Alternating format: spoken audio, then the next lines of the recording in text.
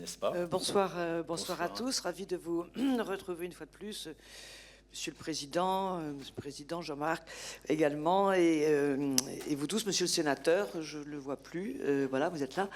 Le seul parlementaire transporteur, vous vous rendez compte? Bon. Voilà. J'aime vraiment énormément le slogan « Utile le camion ». Mais vraiment, je l'aime beaucoup.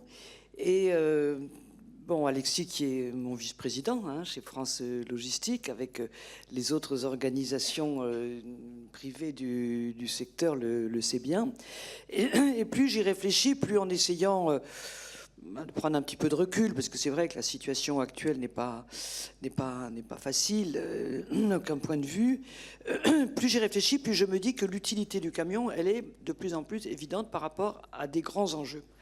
Par rapport à 3 grands enjeux qui se présentent pour la France et en fait pour l'Europe. Le premier, il est, je vais dire, géopolitique. Qui aurait imaginé, il y a encore quelques années, qu'on pouvait se trouver en risque de ne pas être approvisionné en produits de base qui, pour la plupart, sont apportés dans les magasins, dans les usines, dans les hôpitaux, chez nous, par camion. Et donc ces enjeux géopolitiques, il faut toujours les avoir en tête. Et puis je pense qu'ils nous amènent aussi à avoir une vision de plus en plus exigeante de la loyauté de la concurrence. Et j'en pense en particulier à toutes sortes de conducteurs qui arrivent, je dirais, aux marges ou plus qu'aux marges du fameux paquet européen sur le transport routier. Bon, on pourrait broder là-dessus. Deuxième enjeu, c'est l'enjeu industriel. Bon, le président et ami de la CGPME en parlera. On voit bien quelles sont les difficultés du moment.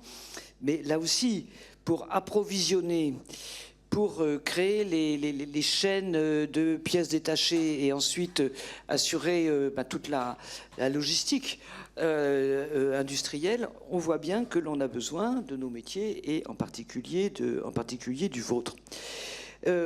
Et ceci m'amène à trouver que vous avez bien raison, on en parle quelquefois à France Logistique, de faire cette table ronde sur la complémentarité entre les donneurs d'ordre et les transporteurs, notamment les transporteurs routiers.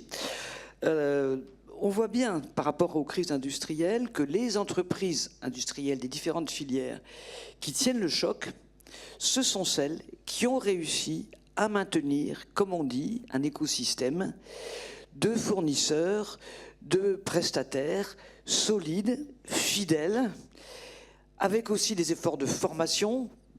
Bon, c'est vrai que la formation, on en fait beaucoup. Peut-être qu'on pourrait y travailler encore un petit peu plus, en tout cas en termes d'organisation et de rationalisation, j'en sais rien. Bon, enfin, en tout cas, je trouve que par rapport à ces enjeux industriels, avoir dans toute la chaîne des prestataires, et notamment vous qui êtes dans toutes les régions, solides et fidèles, c'est extrêmement important comme un atout de l'industrie française au moment où elle a tellement besoin de renforcer ses atouts. Et puis le troisième sujet, le troisième défi, c'est le défi climatique. Et donc à France Logistique, on a défini collectivement avec Alexis, avec Jean-Marc, avec vous tous, les 3 enjeux de la lutte pour que notre profession s'adapte et participe aux efforts qu'il faut mener sur les questions de changement climatique. Alors d'abord la massification. La massification, c'est le camion. Bon.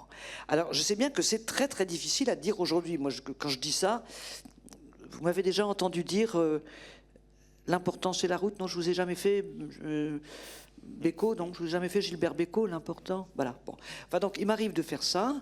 Mais sérieusement, la massification, la première massification, c'est le camion. Bon.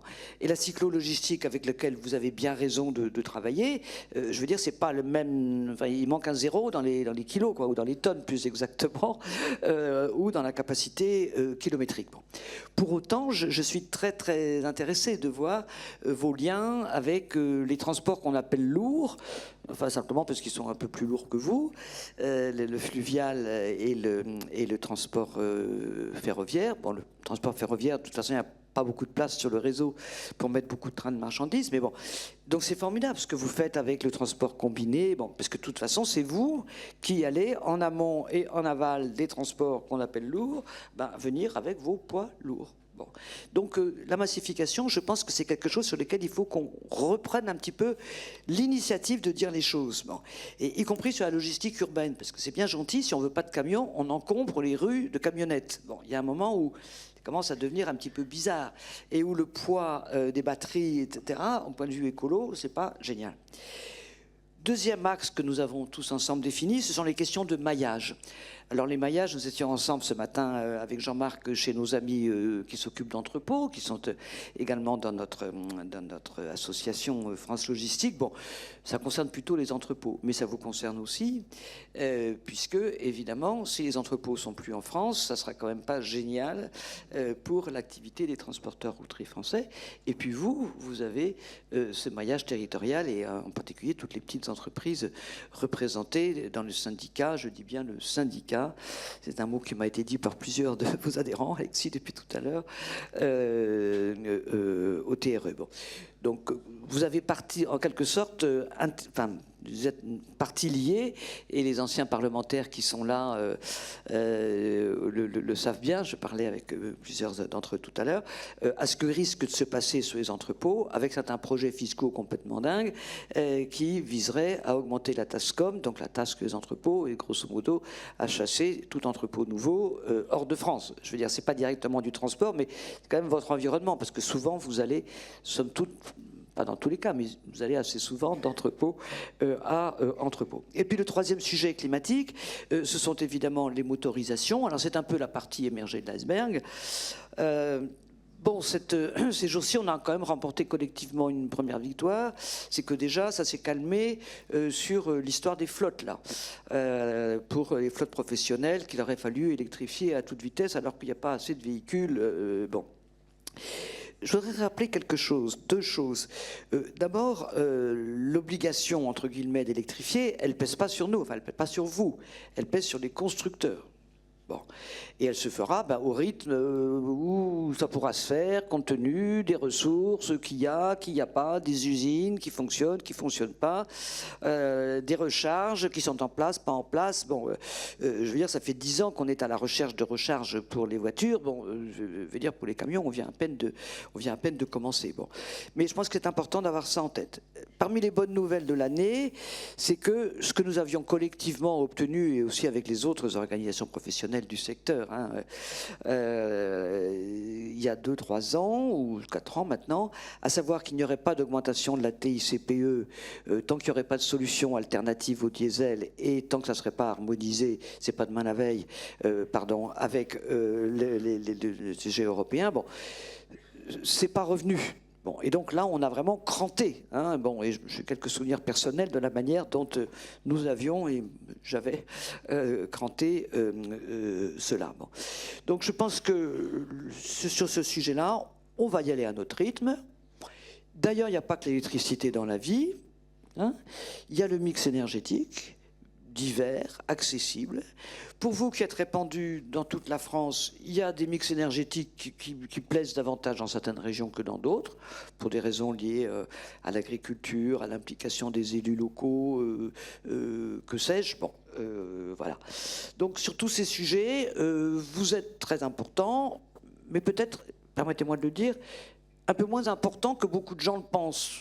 Parce qu'il y a beaucoup de gens qui pensent, voilà, le verdissement de la logistique, c'est le verdissement des camions. En fait, ça y apporte un morceau, mais un morceau à son rythme. Voilà. Bon. Évidemment, on va regarder de très près, mais on le fera ensemble comme d'habitude, la consultation qui vient d'être lancée. Là, j'étais avec les ministres concernés, donc la ministre de l'Environnement, la ministre de l'Énergie et celui des Transports, sur la stratégie nationale bas carbone. Bon, ouf, on y a travaillé suffisamment, hein, Jean-Marc, bon, et un certain nombre d'autres. On ne va pas recommencer à zéro tous ces trucs, mais il va vraiment falloir faire un petit peu attention à ce qu'il y aura comme chiffres, parce que même si, encore une fois, sur des questions de verdissement, on n'est pas autant en première ligne que l'opinion veut bien le croire. Hein. Bon. Mais enfin, il faudra quand même faire attention aux chiffres qui vont sortir, parce qu'ensuite, ça sert de référence pour des ONG,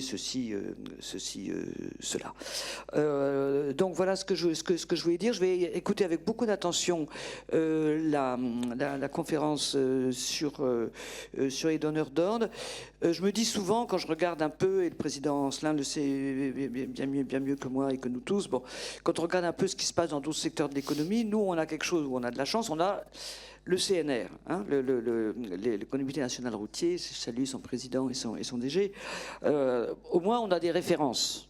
Bon. Alors ensuite, les références, c'est pas du tout sûr, loin de là, que les clients les prennent, c'est le cas de le dire, pour argent comptant. Bon, mais enfin au moins, on a ça. Et puis on a, je pense, à construire en effet ces relations de confiance dans la durée, ben, ce à quoi on essaie de s'attacher, dans le respect évidemment des règles de la concurrence, à France Logistique. Et j'aime bien le mot de complémentarité que vous avez utilisé pour cela. Voilà, donc utile le camion, l'important c'est la route. Et merci, cher Alexis, d'être un aussi bon vice-président de France Logistique. Et merci à vous tous de nous alimenter. Vous voyez, par exemple, dans notre journée du 21 novembre, qui a été organisée en particulier par notre directeur général, que tout le monde ne connaît pas encore, Maxime Forest, ben, nous allons avoir la fierté d'avoir l'un de vos adhérents qui vient parler, vous savez de quoi? Le transport combiné. Donc voilà, on est bien effectivement dans cette approche collective et dynamique et innovante dans les organisations. Merci beaucoup de votre accueil. Merci beaucoup.